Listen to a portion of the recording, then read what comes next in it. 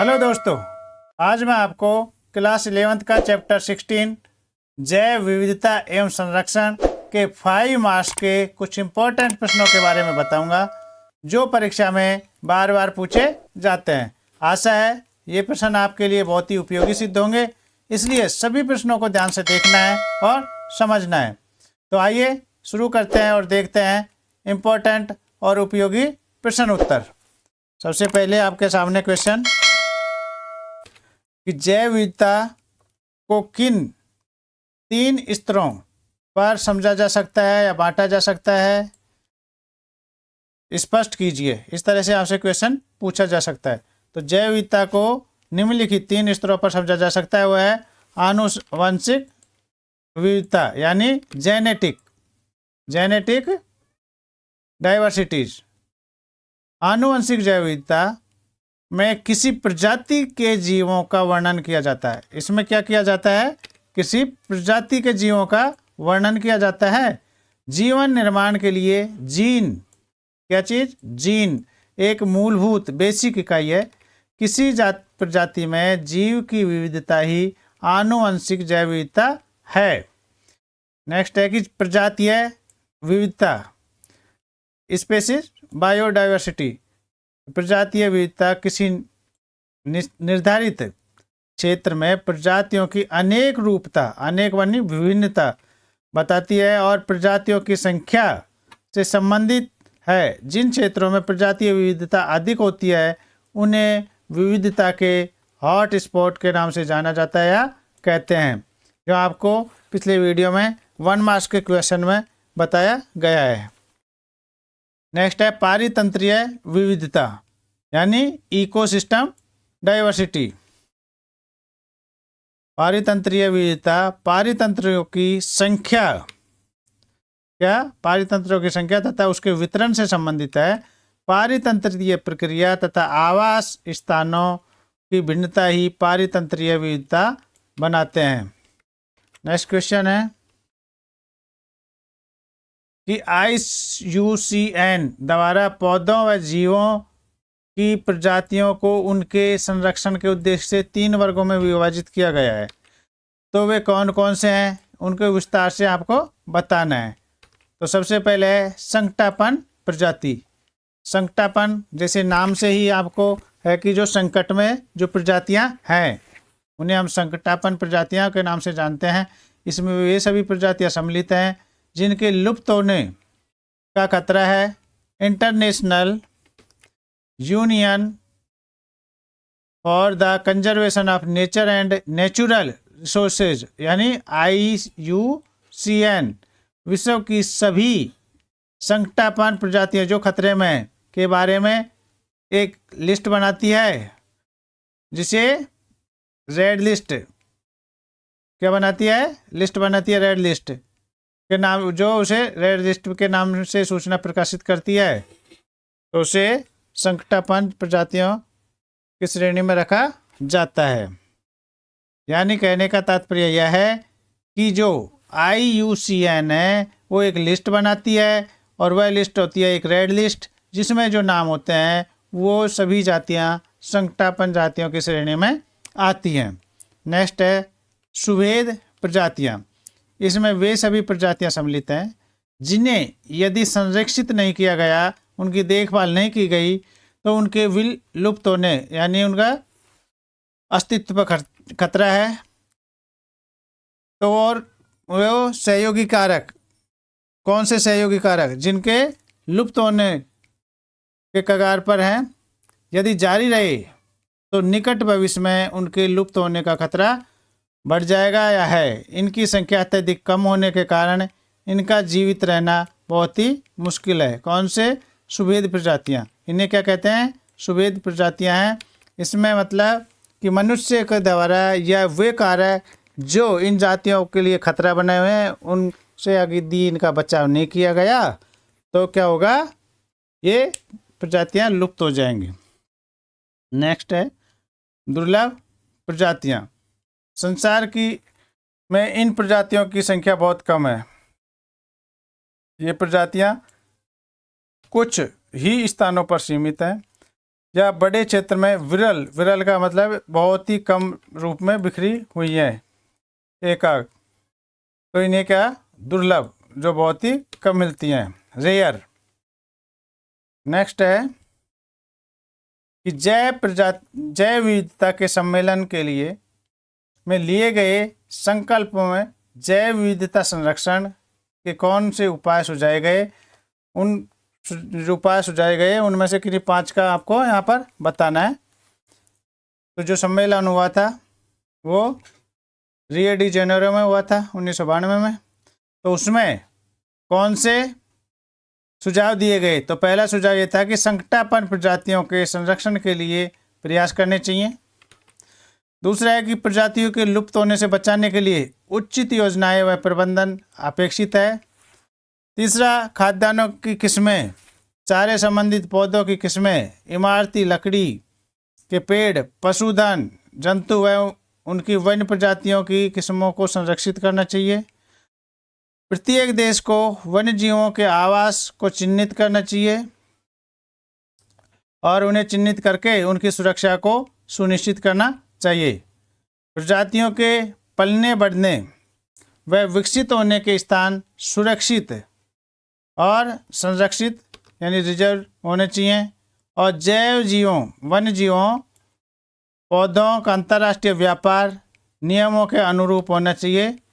कोई भी इनका व्यापार नहीं कर सकता है। इस तरह की व्यवस्था पर जोर दिया गया है। नेक्स्ट क्वेश्चन है कि जैव विविधता के महत्व को बताइए, या जैव विविधता के आर्थिक, पारिस्थितिक तथा वैज्ञानिक महत्व या दृष्टिकोण से इसका वर्णन करना है कि जैव विविधता का क्या महत्व है, आर्थिक स्तर पर क्या है, पारिस्थितिक और वैज्ञानिक दृष्टि से क्या इसका महत्व है।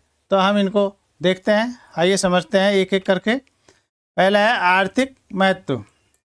सभी मनुष्यों के लिए दैनिक, दैनिक मतलब प्रतिदिन, दैनिक जीवन में जैव विविधता एक महत्वपूर्ण संसाधन है।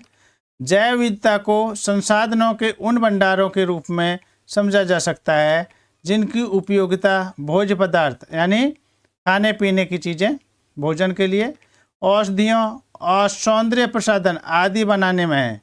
जैव विविधता की ये परिकल्पना जैव विविधता के विनाश के लिए भी उत्तरदायी है। साथ ही यह संसाधनों के विभाजन और बंटवारे को लेकर उत्पन्न नए विवादों का भी जनक है।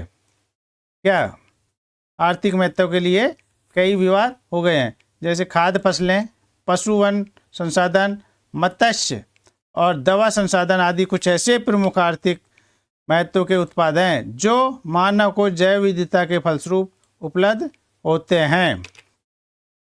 अब हम बात करते हैं पारिस्थितिकीय महत्व की, कि इसका क्या महत्व है।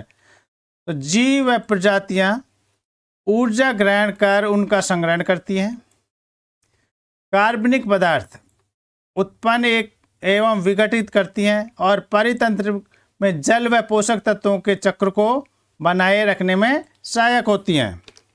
इसके अतिरिक्त प्रजातियां वायुमंडलीय गैस को स्थिर करती हैं और जलवायु को नियंत्रित करने में सहायक होती हैं। ये परितंत्रिक क्रिया मानव जीवन के लिए महत्वपूर्ण क्रियाएं हैं। परितंत्र में जितनी अधिक विविधता होगी, प्रजातियों के प्रतिकूल स्थितियों में भी रहने की संभावना और उनकी उत्पादकता भी उतनी ही अधिक होगी। जिस परितंत्र में जितनी प्रकार की प्रजातियां होगी, वह परितंत्र उतना ही अधिक स्थायी होगा। तो इसका मतलब है कि परितंत्र में जैव विविधता बहुत ही अनिवार्य है। अब हम बात करते हैं वैज्ञानिक भूमिका या वैज्ञानिक दृष्टिकोण से जैव विविधता का क्या महत्वपूर्ण योगदान है। जैव विविधता इसलिए महत्वपूर्ण है क्योंकि प्रत्येक प्रजाति हमें यह संकेत दे सकती है कि जीवन का आरंभ कैसे हुआ और यह भविष्य में कैसे विकसित होगा, जीवन कैसे चलता है, और परितंत्र जिसमें हम भी एक प्रजाति हैं, हम का मतलब मनुष्य भी एक प्रजाति है, उसे बनाए रखने में प्रत्येक प्रजाति की क्या भूमिका है, इन्हें हम जैव विविधता से समझ सकते हैं। जैव विविधता का स्तर अन्य जीवित प्रजातियों के साथ हमारे संबंध का एक अच्छा पैमाना है। अब अगला प्रश्न कि जैव विविधता के ह्रास के लिए उत्तरदायी प्रमुख कारकों का वर्णन कीजिए और इसे रोकने के उपाय भी बताइए। यह दो प्रश्नों को मिलाकर एक बनाया गया है। इसे अलग अलग भी पूछा जा सकता है कि जैव विविधता के ह्रास के लिए उत्तरदायी कारक कौन कौन से हैं, और एक प्रश्न यह पूछा जाता है कि जैव विविधता के ह्रास को रोकने के लिए क्या उपाय किए गए हैं, स्पष्ट कीजिए। इस तरह से तो जैव विविधता के ह्रास के लिए जो मतलब इसके पतन के लिए, इसकी कमी के लिए जो प्रमुख कारण है वो इस तरह से है। वनों का ह्रास यानी वनों का कटाव कृषि भूमि को बढ़ाने के लिए तेजी से किया जा रहा है। वन भूमि के ह्रास की वजह से वन जीवों के निवास स्थल का भी ह्रास होता जा रहा है, यानी उसमें कमी होती जा रही है। मनुष्य ने कई क्षेत्रों में जंगली जानवरों का शिकार काफ़ी मात्रा में किया है, जिससे इन क्षेत्रों में इन जंगली जानवरों की संख्या क्या हो गई है, बहुत कम हो गई है। वर्तमान औद्योगिक युग में उद्योगों से निकलने वाला रसायन युक्त प्रदूषित जल जब जलाशयों में मिल जाता है तो उन जलाशयों के जीव जंतुओं या तो खत्म हो जाते हैं या उनका जीवन खतरे में रहता है। तो ये क्या है, जैव विविधता के ह्रास के कारण है या उसकी कमी के लिए उत्तरदायी कारण है। इसके अलावा कुछ और कारक हैं, जैसे आवास में परिवर्तन, उनको एक जगह से दूसरे स्थान पर शिफ्ट कर दिया जाता है, या जनसंख्या वृद्धि। जनसंख्या वृद्धि में यही है कि जनसंख्या वृद्धि होगी, वनों की कटाई होगी और जंगलों की कमी हो जाएगी, जिससे जो प्रजातियां हैं उनको रहने का खतरा बढ़ जाता है। विदेशज जातियां, विदेशज का मतलब है जो विदेशी जातियां हैं उनको यहाँ शामिल किया जाना, भूकंप और बाढ़ आदि कारण भी जैव विविधता के विनाश के प्रमुख कारण हैं। अब हम बात करते हैं कि इसके रोकने के क्या उपाय हैं। तो जैव विविधता के ह्रास को रोकने के जो उपाय हैं वो इस तरह से हैं। जो उद्योग जहरीली गैसों से युक्त हैं उन पर प्रतिबंध लगा देना चाहिए, या जनसंख्या विहीन क्षेत्रों में उनकी स्थापना की जानी चाहिए, जहाँ पर के मानव या और प्रजातियां नहीं हैं वो दूर, मतलब उनकी स्थापना की जानी चाहिए, रहन सहन की जो बस्तियां हैं उनसे दूर। विश्व की बंजर भूमि में वनों को लगाना चाहिए। जो बंजर भूमि है, खेती कृषि नहीं होती, वहाँ पर पेड़ पौधे लगाए जाने चाहिए। जैव विविधता के संरक्षण से संबंधित एक रूपों तैयार करनी चाहिए, जिसको अमल लाने के लिए सभी देशों को बाध्य करना चाहिए कि सभी देशों को ये चीज़ माननी है। संकटापन्न प्रजातियों के संरक्षण के लिए प्रयास किए जाने चाहिए, उनके रखरखाव के लिए, उनकी सुविधा के लिए। प्रजातियों के लुप्त होने से बचाया जाना चाहिए। पौधों की सुरक्षा करनी चाहिए। वन्य जीवों के आवास को चिन्हित करके उन्हें सुरक्षा प्रदान करनी चाहिए, और वन्य जीवों एवं पौधों के अंतर्राष्ट्रीय व्यापार को नियमित करना चाहिए। तो इस तरह से हम जैव विविधता के जो कमी आ रही है उसे हम रोक सकते हैं। नेक्स्ट क्वेश्चन कि महाविविधता केंद्र किसे कहते हैं, स्पष्ट कीजिए। तो महाविविधता केंद्र वो उष्णकटिबंधीय क्षेत्र जहाँ संसार की सर्वाधिक प्रजातियां विविधता पाई जाती हैं, सबसे ज़्यादा, उन्हें महाविविधता केंद्र कहा जाता है। इन देशों की संख्या कितनी है, वर्ल्ड में 12 है, और इनके नाम हैं जो इस तरह से हैं। पहला Mexico, Colombia, Ecuador, Peru, Brazil, democratic republic of Congo, Madagascar, चीन, भारत, मलेशिया, इंडोनेशिया और ऑस्ट्रेलिया। ये क्या है, महाविविधता के कुछ केंद्र हैं जो जिनकी संख्या कितनी है, 12 है। इन देशों में समृद्ध महाविविधता के केंद्र स्थित हैं। यहाँ पर बहुत ज़्यादा महाविविधता पाई जाती है। नेक्स्ट क्वेश्चन कि भारत सरकार ने विविध या विभिन्न प्रकार की प्रजातियों को बचाने के लिए, संरक्षित करने तथा उनके विस्तार के लिए कौन से उपाय किए हैं, उनको आपको बताना है। तो एक तो वर्ल्ड स्तर पर, और ये यहाँ पर है भारत सरकार के द्वारा। तो भारत सरकार ने प्राकृतिक सीमाओं के भीतर विभिन्न प्रकार की प्रजातियों को बचाने या उन्हें संरक्षित करने तथा उनके विस्तार के लिए जो उपाय किए गए हैं वो इस तरह से हैं। पहला है कि वन्य जीवन सुरक्षा अधिनियम 1972 पारित किया गया, जिसके अंतर्गत नेशनल पार्क या पशु विहार स्थापित किए गए। और दूसरा,